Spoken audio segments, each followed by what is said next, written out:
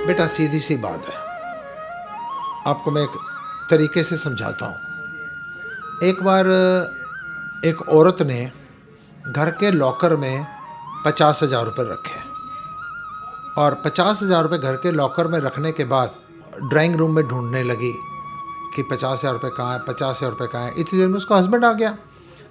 तो उसने कहा क्या कर रही है? कहती है लॉकर में मैंने 50,000 रुपये रखे थे, मैंने कहा एक ड्राइंग रूम में चेक कर लूँ, यहाँ तो नहीं पड़े हुए। तो उसके आदमी ने कहा चल मैं भी तेरी हेल्प करवा देता हूँ। फिर कहता है ऐसा तो नहीं, तो किचन में तू खाना बनाने गई थी वहाँ तो नहीं रख दिए?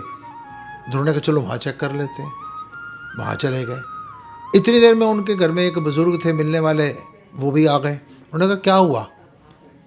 उस औरत ने कहा कि वो 50,000 रुपये ना मैंने लॉकर में रखे थे, हम दोनों ड्राइंग रूम में भी ढूंढ चुके हैं, किचन में भी ढूंढ चुके हैं।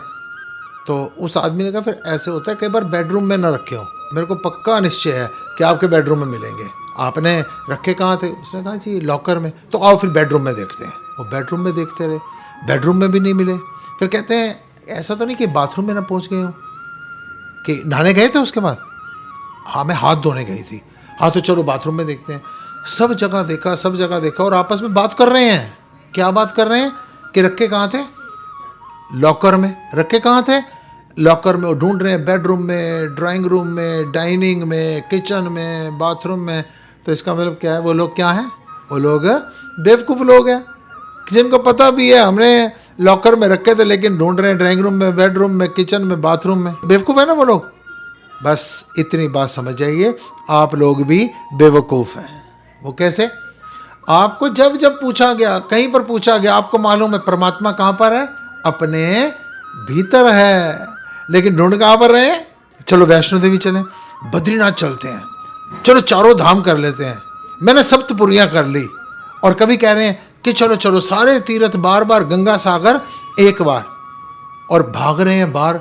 थोड़े थोड़े दिनों बाद आपसे कोई संत पूछ लेता है या आपके मन से आवाज़ आती है कि परमात्मा कहाँ? अपने भीतर है और ढूंढ रहे हैं बाहर। तो आप भी बेवकूफ़ हैं, भीतर ढूंढिए। अगर तीर्थों में जाते हैं ना, तीर्थों में जाने का अर्थ है तीरथ, 3 रथ, यानी अपने मन पर, अपने वचन पर, अपने कर्म पर नियंत्रण कर और उन तीर्थों से कुछ ना कुछ संदेश ले, कुछ मैसेज ले। वैष्णो देवी जा रहा है ना, तो उसमें कभी चढ़ाई आ रही है, कभी उतराई आ रही है, उससे ज्ञान ले कि उतराइयां चढ़ाइयां भी हर जीव ते आंदियां ने।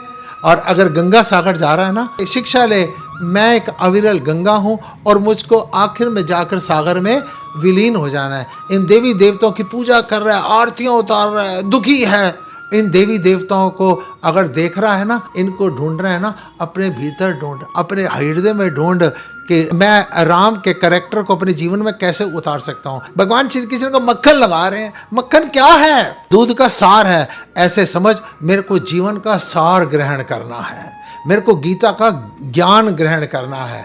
अगर जब तक तुम इन देवी देवताओं को, इन तीर्थों को, इन शुभ कर्मों को अपने भीतर नहीं उतारेंगे ना, जहाँ मर्जी भागता रहे। ये 50,000 का पैकेट लॉकर में पड़ा हुआ है, लॉकर में पड़ा रहेगा कि तेरे को बेडरूम में, किचन में, ड्राइंग रूम में, डाइनिंग में जैसे नहीं मिला ना, तो मूर्खों की तरह ढूंढ रहा है। ऐसे ही ये परमात्मा, what is the meaning of the परमात्मा? परमात्मा है क्या?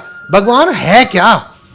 सत्य, चित्त, आनंद। अगर आनंद आ गया तो समझ ले भगवान तेरे को मिल गया। जरा से डांस करते हैं ना किसी कीर्तन में जाके, जरा सा तीर्थों में आते हैं ना, तो हम क्या विचार करते हैं? हम विचार करते हैं बड़ा आनंद आ गया, और उसी समय हमारी चप्पल खो जाए, आनंद चला गया। आनंद कोई सुख नहीं है। क्षणिक सुख को आनंद मत कह दो। वो तो आप स्त्री के साथ गमन करते हैं, भोग करते हैं, उस समय भी आपको सुख मिल जाता है, दैट इज आनंद। नो, आनंद क्या है? सुख और दुख में सम रहने की स्थिति को आनंद कहते हैं, कि अपने आत्म स्वरूप में रहे। हर सुख ने निकल जाना है, हर दुख ने निकल जाना है, तो आत्म स्वरूप में रहे, वो आनंद है, वो सत्य है। वो चित्त में अपने आनंद की खोज कर हमेशा अविरल शांति को प्राप्त कर, तो समझ तेरी मूर्खता तब समाप्त होगी। नहीं तो तेरे में और उस 50,000 खोई हुई महिला में कोई फर्क नहीं है। उसको मूर्ख कहने से पहले अपने आप को भी मूर्ख कह दे। ओम नमो नारायण।